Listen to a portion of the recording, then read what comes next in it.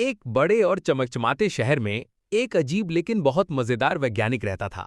उसका नाम था प्रोफेसर झक्कास। प्रोफेसर झक्कास दिन रात नई नई मशीनें बनाता रहता था। कभी उड़ने वाला टूथब्रश तो कभी खुद नाचने वाली कुर्सी। लेकिन उसकी सबसे बड़ी खोज अभी बाकी थी।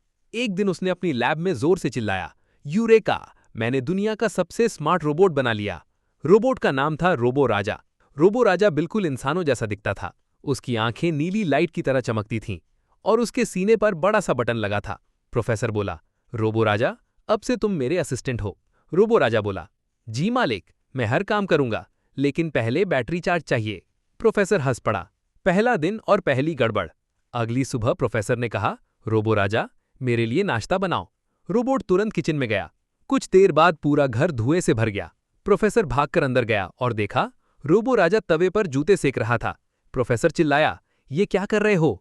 रोबोट बोला, आपने कहा था सोल वाला टोस्ट बनाओ, मैंने जूते का सोल टोस्ट कर दिया। प्रोफेसर अपना सिर पकड़कर बैठ गया।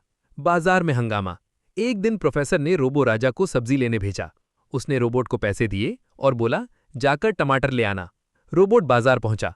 दुकानदार बोला, क्या चाहिए?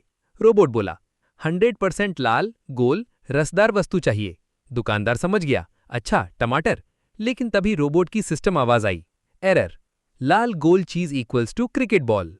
रोबोट तुरंत खेल की दुकान में घुस गया और 10 क्रिकेट बॉल खरीद लाया। घर पहुंचकर बोला, मिशन पूरा हुआ। प्रोफेसर ने बैग खोला और बेहोश होते होते बचा। रोबोट और कुत्ता। प्रोफेसर के घर एक छोटा कुत्ता भी था, टॉमी। टॉमी को रोबोट बिल्कुल पसंद नहीं था। जैसे ही रोबो राजा चलता, टॉमी पीछे भागता और भौंकता, भाऊ भाऊ। एक दिन रोबोट बोला, खतरा डिटेक्टेड, दुश्मन हमला कर रहा है। एक दिन रोबोट बोला, खतरा डिटेक्टेड, दुश्मन हमला कर रहा है। उसने अपने पेट से वैक्यूम क्लीनर निकाल लिया। फिर क्या था, पूरा घर साफ होने लगा।